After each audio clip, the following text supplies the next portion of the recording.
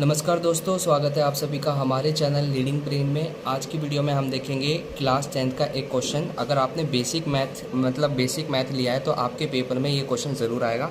तो इस क्वेश्चन को कैसे हल करते हैं, एक बार पढ़ते हैं क्वेश्चन को और फिर स्टार्ट करते हैं इसका सॉल्यूशन। तो यहाँ पर लिखा हुआ है how many 3 digit number are divisible by 7। तो 3 डिजिट नंबर जो संख्या होती हैं, इतनी कितनी संख्या होगी जो 7 से भाग हो जाती है। तो सबसे छोटी जो 3 डिजिट नंबर की जो संख्या होती है वो होती है हमारी 100 यानी 100, है ना।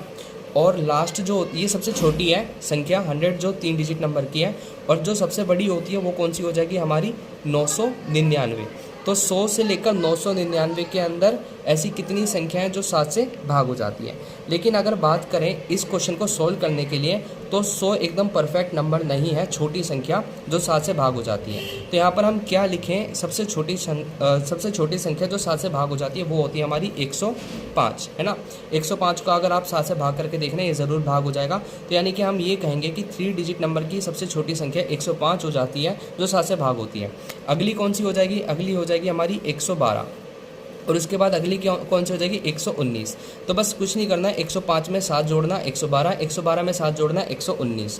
और अगर आप 106 107 को भाग दोगे तो कुछ ना कुछ बच जाएगा भाग शेषफल में, तो हम उसको नहीं लिख सकते। तो इस सवाल को सॉल्व करने के लिए आपको एपी तो ज़रूर बनानी पड़ेगी। तो ये मैं एपी बना रहा हूँ।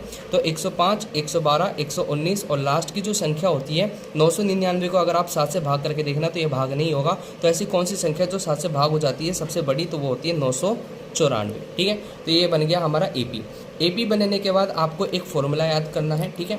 तो इससे आप नंबर निकाल सकते हो कि कितनी संख्याएं ऐसी 3 डिजिट नंबर की जो 7 से भाग हो रही है। तो आपको फॉर्मूला याद करना है। फॉर्मूला क्या है, AN = A + n-1 का D, ठीक है। ये फॉर्मूला आपको याद करना है, इस फॉर्मूले की मदद से आप निकाल सकते हो।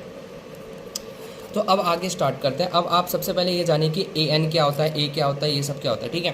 तो ये जो AP मैंने बनाई है, इस AP का जो सबसे लास्ट टर्म होता है उसी को हम AN कहते हैं। क्या कहते हैं, AN। तो मैं AN के जगह क्या लिख दूंगा, 994।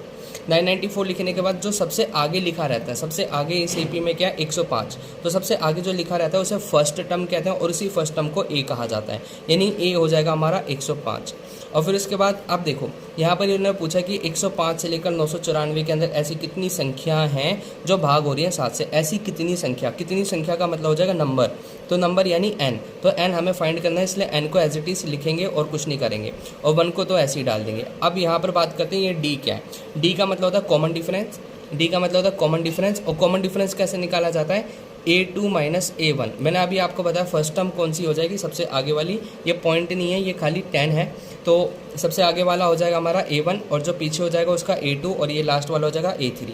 तो A2 में से A1 को घटा दो, यानी 112 में से 105 को घटा दो। तो सिंपल 112 में से 105 घटाएंगे तो कितना आएगा, 7। यानी कि इन दोनों के बीच का डिफरेंस कितना है, 7 का। तो D की जगह हम क्या लिख देंगे, 7 लिख देंगे।